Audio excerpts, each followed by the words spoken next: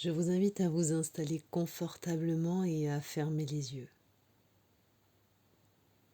Car fermer les yeux nous permet de mieux voir à l'intérieur de nous-mêmes, comme si nous allions explorer les moindres recoins de notre être, pour peut-être envisager toutes les possibilités. Laisser ce que notre profond intérieur peut nous révéler, peut parfois nous dire sans qu'on ne veuille vraiment l'entendre. Et peut-être que là, maintenant, une partie de vous peut continuer à écouter le son de ma voix,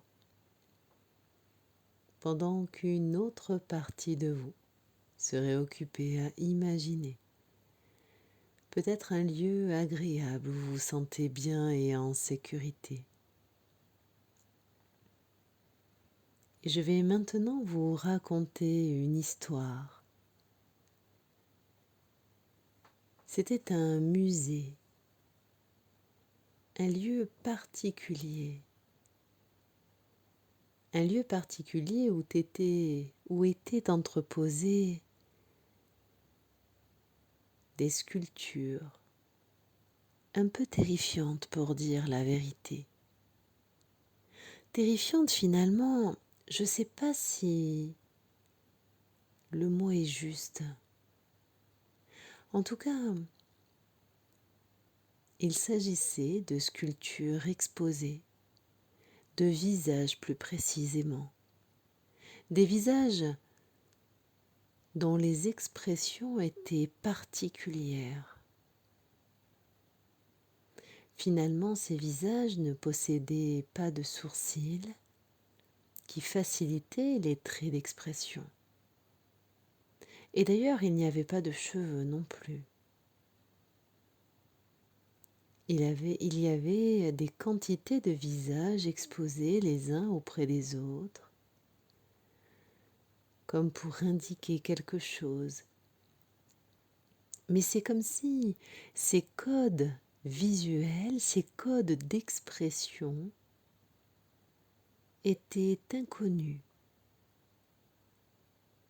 Étaient inconnus si on les compare aux codes que l'on connaît. Les expressions qui sont maintenant bien perceptibles, comme l'étonnement, la joie, la tristesse, la peur, la colère, l'enthousiasme. Toutes ces expressions que nous connaissons parfaitement, qui font partie de notre quotidien, font partie des codes que nous avons l'habitude d'analyser, d'interpréter. Mais dans ce musée, ce qui était intéressant, c'est que finalement les expressions proposées ne correspondaient pas aux expressions que nous connaissons. Et finalement, on pouvait douter. Est-ce de l'étonnement ou de la peur, de la colère?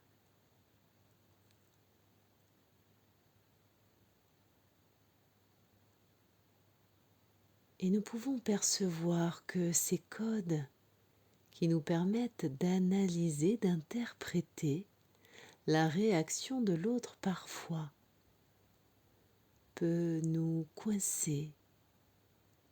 Car souvent nous avons l'impression, l'habitude même, en fonction de ce que nous percevons sur le visage de la personne en face de nous, d'adapter, d'ajuster notre comportement,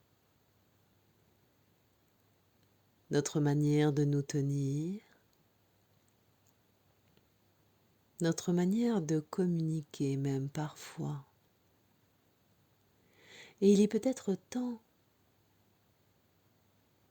de se relier à ce qu'il se passe à l'intérieur de nous. Car finalement, ce musée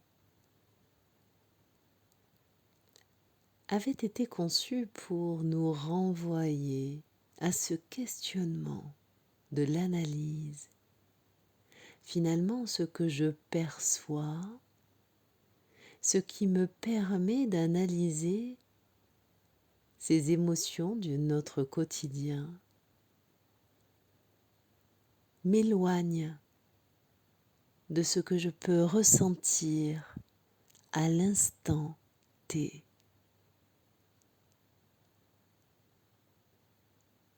Et parfois nous pouvons peut-être faire le lien, car souvent nous pouvons être parasités par des pensées, des images, des bruits, peut-être même à des situations que nous avons vécues dans notre journée. Et il est peut-être temps de nous recentrer sur nous-mêmes, car finalement, tous ces facteurs extérieurs nous éloignent de notre perception.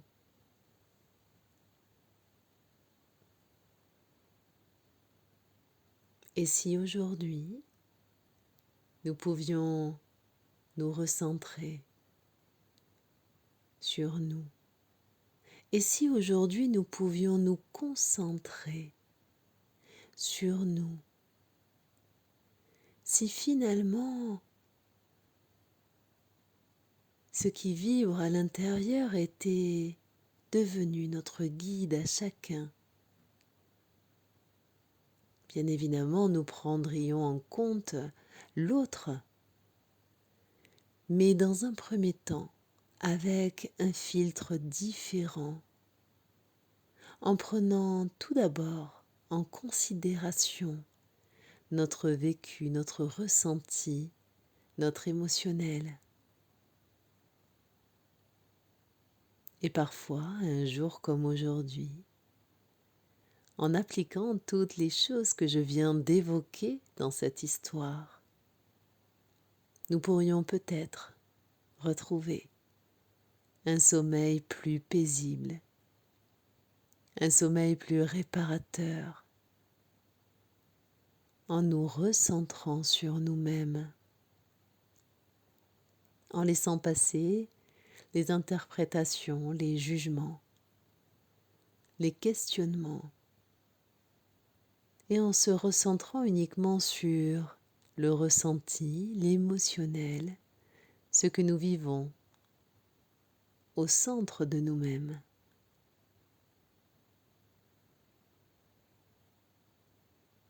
Je vais proposer maintenant à votre inconscient de faire toutes les mises à jour nécessaires à votre bonheur et à votre sommeil réparateur. Et vous allez pouvoir revenir tranquillement ici et maintenant, en rassemblant toutes les parties de votre corps. Et quand vous le souhaiterez, vous pourrez ouvrir les yeux.